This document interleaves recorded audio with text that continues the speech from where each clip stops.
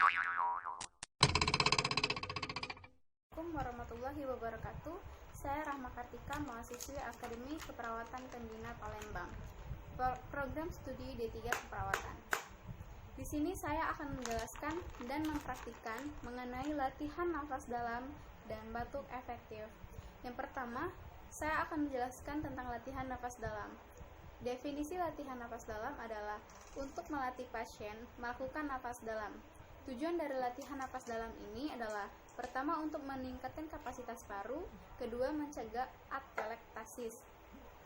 Kebijakan atau indikasinya adalah pasien dengan gangguan paru obstruktif dan restriktif. Selanjutnya, batuk efektif.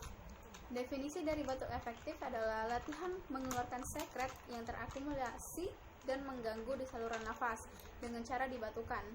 Tujuannya adalah pertama membebaskan jalan nafas dari akumulasi sekret, kedua mengeluarkan sputum untuk pemeriksaan diagnostik, ketiga mengurangi sesak akibat akumulasi sekret.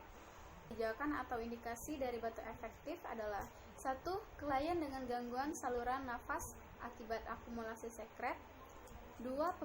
Pemeriksaan diagnostik.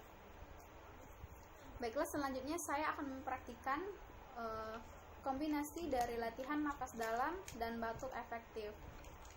Pertama, tahap prainteraksi mengecek program terapi, mencuci tangan, dan menyiapkan alat.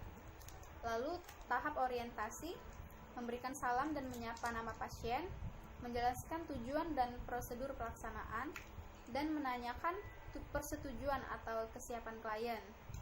Selanjutnya, tahap kerja.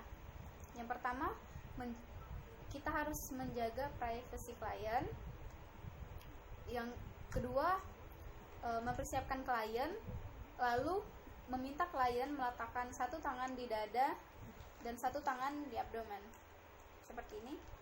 Selanjutnya, melatih pasien melakukan nafas perut dengan menarik nafas dalam melalui hidung dalam 3 hitungan dengan mulut tertutup seperti itu. Lalu meminta pasien merasakan mengembangnya abdomen. Setelah itu meminta pasien menghembuskan nafas perlahan dalam 3 hitungan melalui mulut dengan mulut seperti meniup. Seperti itu.